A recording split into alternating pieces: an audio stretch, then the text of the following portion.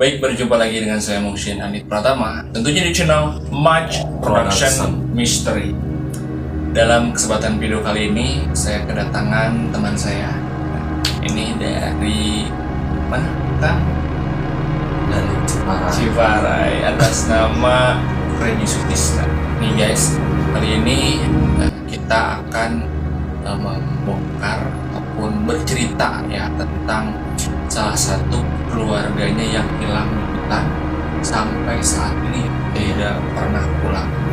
Nah, bagi kalian yang tertarik dengan cerita yang akan kita bahas dalam kesempatan video kali ini, jangan lupa subscribe, like, dan share channel Much Production karena kamu ada di zona mistis.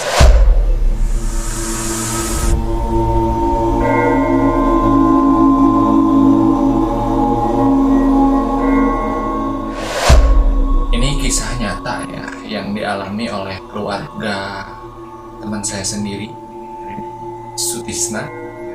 Keluarganya hilang di hutan, mengungkap fakta sebenarnya seperti apa gitu kronologinya hilangnya seorang keluarga di suatu hutan. Sebelumnya ini hutannya di mana? Jadi tahunnya itu kisaran tahun 2010, 2009, 2010. 2009 2010 tahunnya kronologi pas hilangnya gitu. Nah, itu di hutan mana itu?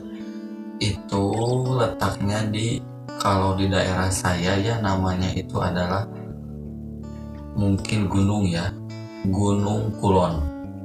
Gunung Kulon, berarti di Kabupaten Bandung ya. Terus gimana nih kronologinya? Ya tahun 2009-2010 itu kami dari pihak keluarga maupun dari tim SAR, ada yang menolong ya dari tim SAR sama warga-warga sekitar gitu ya, kampung, tepatnya kampung Cikitu, membantu mencari korban yang hilang tersebut. Namun sampai saat ini tidak ditemukan jasadnya atau barang-barangnya ya. Barang-barangnya pun nggak ada jejak sama sekali. Nah, ini sampai bisa hilang di hutan Gunung Kulon itu tujuannya apa itu awalnya? Apakah main-mainkah ataupun mungkin bekerjakah di sana? Seperti apa? Jadi tepatnya kan di desa saya ya, di desa Cikitu itu pengrajin bakul. Kalau Sundanya mah itu bobok, kayak asupan gitu, boko ya, nyiru gitu ya kalau orang Sunda itu tahu lah ya. Terus kebetulan dia itu mata pencahariannya selain pengrajin, dia juga suka burung. Oh, berarti secara langsung berburu gitu ya, berburu hutan, berburu burung. Ya, saat itu mereka pergi ke hutan itu bukan sendiri ya, tapi bertiga sama temannya. Gak tau berdua, bertiga sama temannya. Saat itu mereka lagi istirahat, lagi makan siang. Selagi makan, ya kebetulan saudara saya yang hilang itu cepat-cepat bergegas, cepat-cepat selesai makannya karena dia itu melihat seekor burung. Dia pamitan sama temannya yang lagi makan, yang belum selesai makan, mau mengejar itu burung. Dan teman-temannya juga ya mengizinkan gitu ya. Berarti cerita adanya melihat burung itu dari temannya itu, keluarganya tahunya. Dari teman si yang hilang itu. Iya. Kemudian si pihak yang hilang itu mengejar burungnya, meninggalkan teman-teman yang lagi makan. Lagi istirahat. Jelang beberapa jam mungkin ya, udah sore, kirain teman-temannya dia sudah pulang duluan. Makanya teman-temannya memutuskan untuk pulang duluan. Ternyata sesampainya di rumah, kebetulan si teman-temannya juga itu adalah tetangga yang hilang itu. Setelah mereka nyampe di rumah, dia menanyakan pada anaknya, ayahnya udah pulang atau belum. Ternyata Belum. katanya belum. Ternyata Ini belum. menarik sekali nih ya untuk teman-teman semuanya, kita simak sampai beres nih ya. Terus gimana nih pas sudah ketahuan bahwa ternyata hilang, itu gimana nih reaksi keluarga itu sendiri? Karena awalnya yang korban yang hilang itu bukan 1 kali 2 kali ke hutan itu. Ternyata sering ya, Iya, sering. hilangnya sering, bukan hanya sekali 2 kali gitu. Jadi teman-temannya memutuskan untuk pergi duluan juga karena ada faktor itu ya, faktor sering gitu. Jadi mungkin dia nggak mungkin dia akan tersesat gitu ya kalau di sana.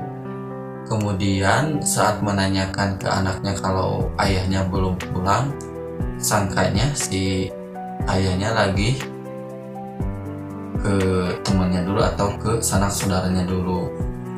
Ternyata 1 hari 2 hari si orang tersebut hilang, nggak ada kabar, nggak ada apa-apa, dicari sama keluarga. Si cowoknya nggak ada gitu, yang hilangnya nggak ada kabar. Ternyata yang kita pihak keluarga menyimpulkan bahwa si korban itu belum pulang dari hutan tersebut.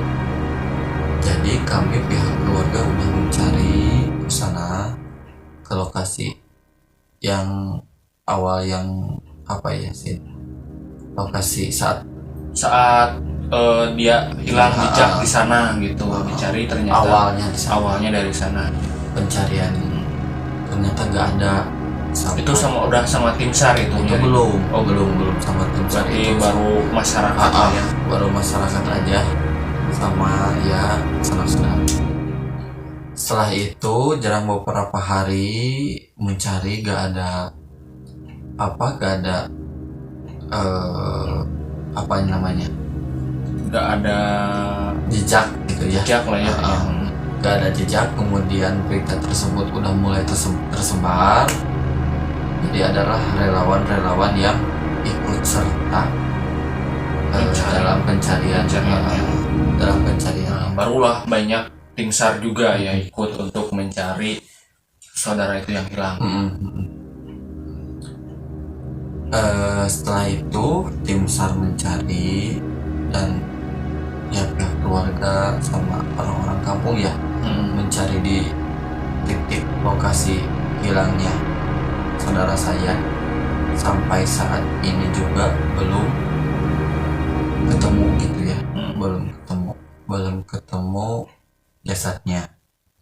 Dan pihak kami juga karena udah terlalu lama ya, pihak kami juga udah mengikhlaskan, keluarga saya gitu udah menganggap bahwa saudara saya yang hilang tersebut ya meninggal. Jadi keluarga udah mengikhlaskan. Udah mengikhlaskan. Udah dianggap meninggal. Udah mengikhlaskan. Ya, sampai saat ini berarti dari tahun 2009-2010 ya. 2009. Sekarang tahun 2021 berarti udah sekitar 11 tahun. 11 tahun hilang dan tidak diketemukan sama sekali jejak, dan mungkin kalaupun ada meninggal harus ada mayatnya. Ya.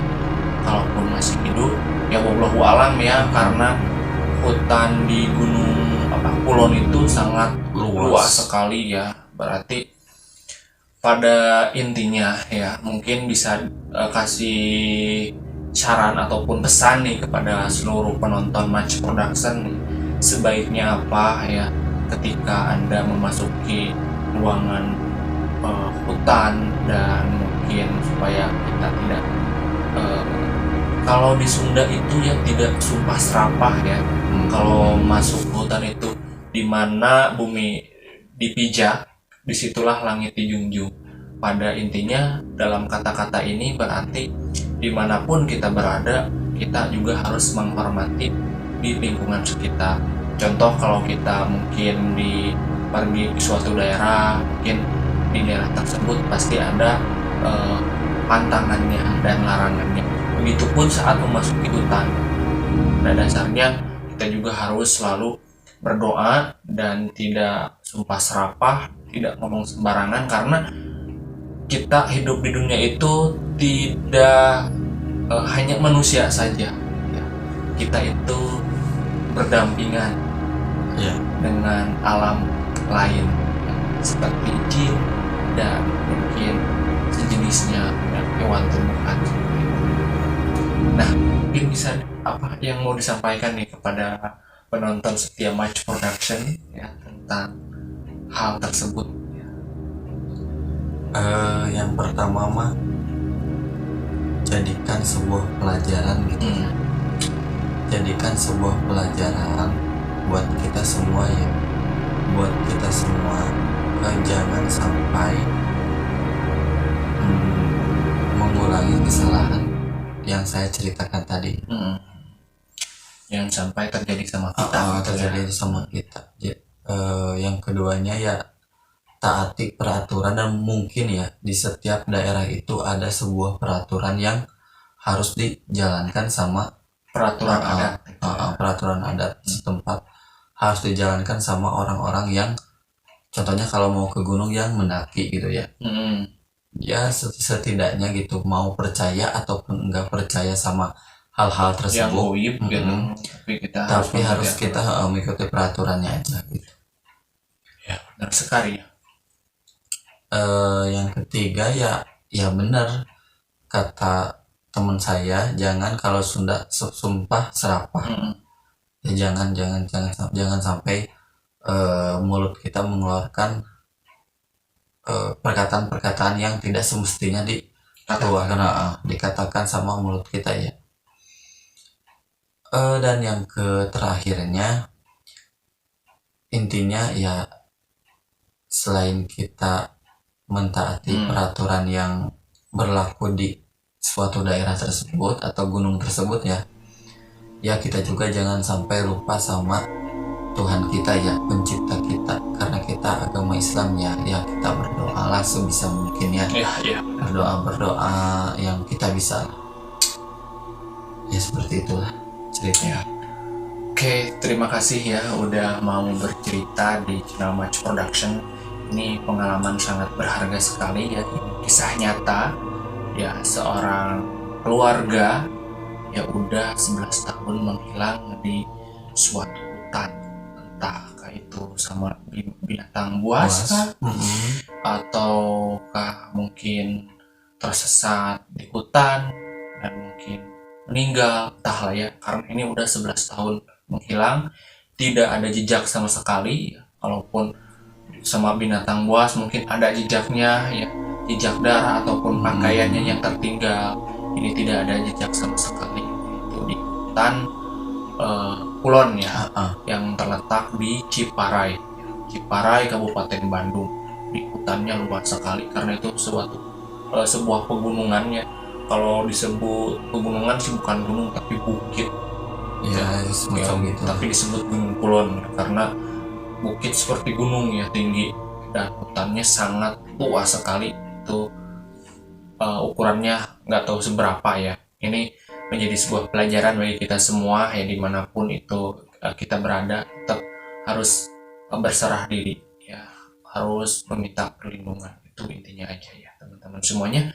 Terima kasih sudah mampir di channel Match Production. Kalau kalian suka dengan cerita misteri dan mistis ya, tentang yang tadi saya ceritakan, jangan lupa dukung channel Match Production dengan cara subscribe, like, dan share, karena kamu ada di zona mistis.